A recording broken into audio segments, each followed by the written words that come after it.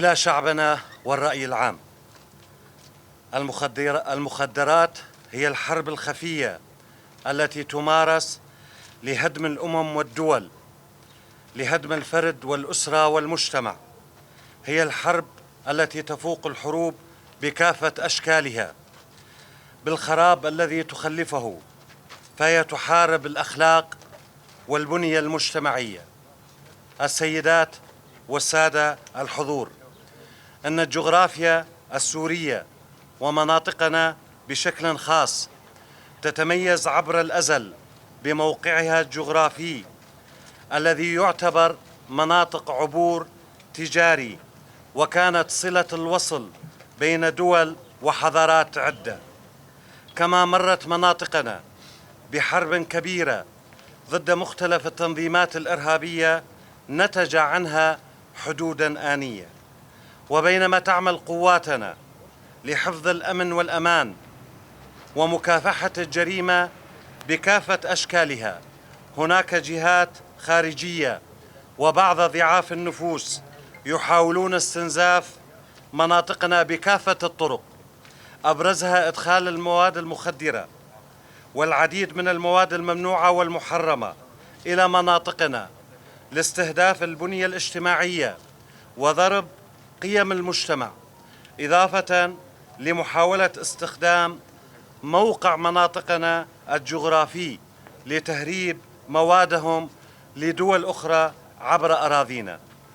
إننا في قوى الأمن الداخلي أخذنا على عاتقنا وعلى الدوام مكافحة آفة المخدرات والحد من ترويجها وتجارتها وتهريبها، وانطلاقا من واجبنا الأخلاقي والقانوني تجاه شعوب مناطقنا ومناطق الجوار، فإن قواتنا لم تتوانى البتة في البحث والتحري عن ضعاف النفوس من تجار المخدرات ومروجيها وإفشال كافة مخططاتهم، وكان آخرها التوصل إلى معلومات حول إدخال كمية كبيرة من الحبوب المخدرة إلى مناطقنا من قبل مرتزقة الاحتلال التركي عبر تهريبها لمناطق الداخل السوري وإدخالها لمناطقنا عبر تعبئتها وتخبئتها ضمن قطع البناء كحجر الجرانيت والبازلت والسيراميك بطرق احترافية لا تدع مجالا للشك بطبيعتها. وخلال البحث وجمع المعلومات تمكنت قواتنا من ضبط شحنات ومستودع لمواد البناء يحوي كميات كبيرة من حجر الجرانيت، البازلت، وقطع السيراميك التي تم التعامل معها باحترافية كبيرة من قبل أعضائنا في مكافحة الجريمة، حيث بلغت كمية الحبوب المخدرة 438 كيلو جرام، تقدر عددها ب2,570,580 حبة مخدرة. وخلال التحقيق الأولي مع عدد من الموقوفين تبين أن كمية من هذه المواد تم تهريبها إلى أحد دول الجوار. إننا في قوى الأمن الداخلي كنا وما زلنا نبذل الغالي والنفيس للحفاظ على أمن وأمان مجتمعنا ومكافحة هذه الآفة الخطيرة التي تهدد كافة أبناء شعبنا، وبأننا نصل الليل بالنهار للحد من هذه المواد المخدرة والقضاء عليها.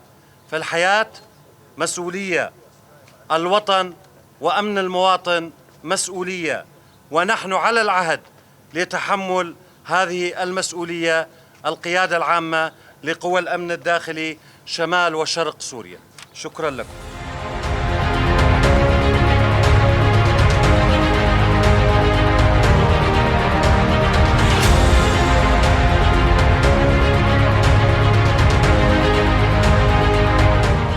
علي الحسن، المتحدث الرسمي باسم قوى الأمن الداخلي شمال وشرق سوريا. بالطبع عانت مناطقنا خلال فترة كبيرة من الحروب وطبعا بذلنا الغالي والنفيس وقدمنا العديد من الشهداء للحفاظ على أمن وأمان المنطقة. الآن تبدأ ضد هذه المناطق حرب من نوع خاص، حرب أخرى وهي تستهدف أخلاقيات وقيم المجتمع.